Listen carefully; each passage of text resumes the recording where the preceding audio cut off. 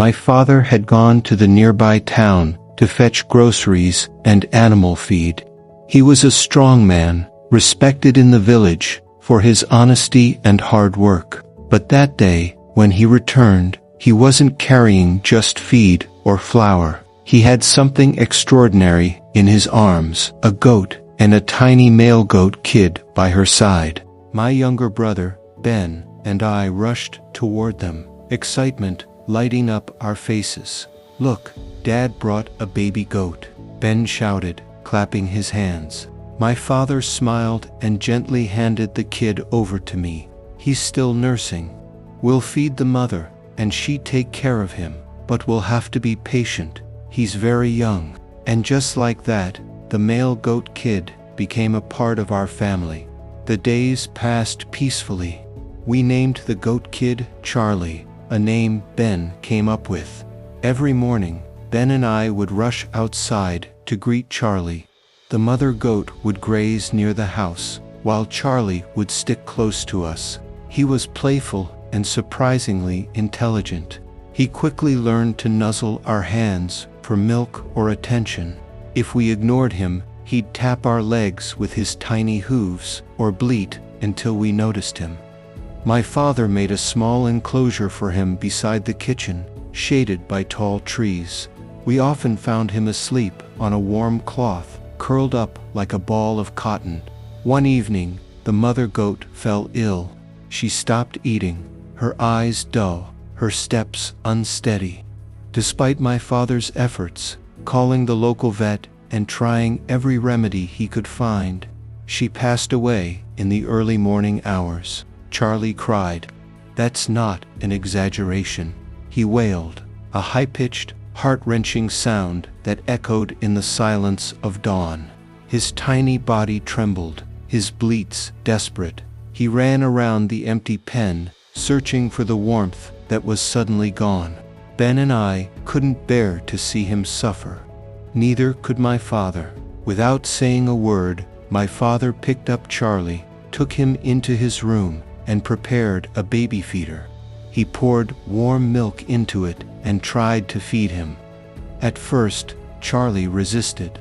He was confused and grieving, but eventually, hunger won, and he accepted the bottle.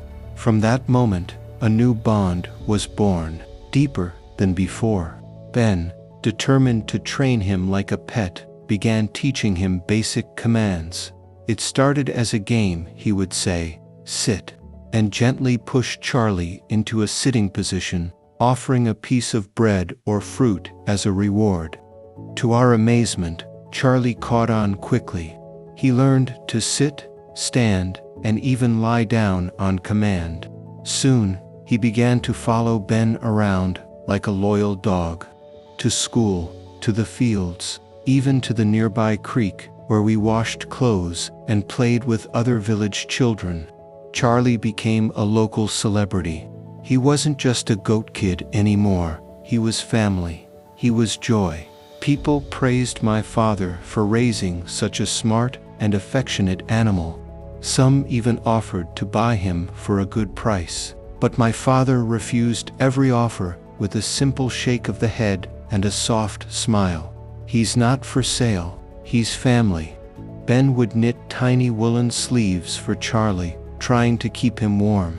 Dad laughed the first time he saw Charlie wearing them, but he didn't stop us. We knew he liked seeing us care so deeply for the little creature who had once lost his mother and almost given up on life.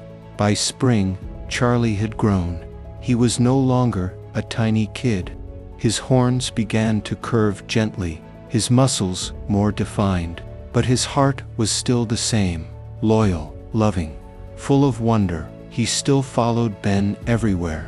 He would even wait outside the school gate in the afternoon, bleating the moment he saw Ben come out. The entire village had adopted him as one of their own. The elders would call out to him by name.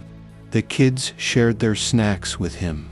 Charlie had become something rare, a bridge between people, a gentle soul in a world that often forgot how to slow down and love something unconditionally.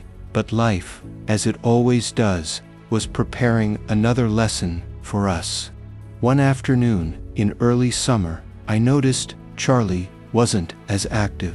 Dad called the vet again. He examined Charlie carefully and frowned. "It could be an infection," he said, "but I'll need to take some samples. Let's keep him hydrated and comfortable." Those were tense days. We waited, prayed, hoped for a miracle. The vet returned with medicine, but Charlie didn't respond the way we wanted. He began losing weight. His energy faded like a dimming flame. And then, one morning, just as the sun crept over the fields and painted the world gold again, he didn't get up. I'll never forget the way Ben held Charlie that morning. He didn't cry at first. He just cradled him in his arms, whispering over and over, "Come on, buddy, come on." Dad stood silently by the door. He took off his cap, a gesture he only did at funerals or when praying. I felt tears rolling down my cheeks, though I hadn't even noticed I was crying. We buried Charlie under the big old oak tree near the stream, the place he loved most. We laid him on a white cloth, placed his favorite toy near him, a small blue rope, and said our quiet goodbyes. Ben didn't speak for the rest of the day. Neither did I. People began sharing stories about Charlie. The time he climbed onto the neighbor's table and ate their birthday cake. The time he got stuck in a basket and just sat there like it was a throne. The time he bleated so loud at a passing bull that the bull actually ran away. Everyone had a Charlie story, and in sharing them, we began to heal. Ben made a scrapbook, photos, drawings, little notes. He titled it, "The Goat Who Taught Us 2 Lesson Months Past." Life moved on, as it always does, but Charlie never truly left. Sometimes I still hear his bleat in my dreams. Sometimes I wake up expecting to see him waiting by the door. And sometimes, when I sit beneath the oak tree, I feel like he's still there, watching, listening. Dad built a small wooden plaque beside that tree. It read, "Charlie, you were more than a goat. You were family." Because some stories never end.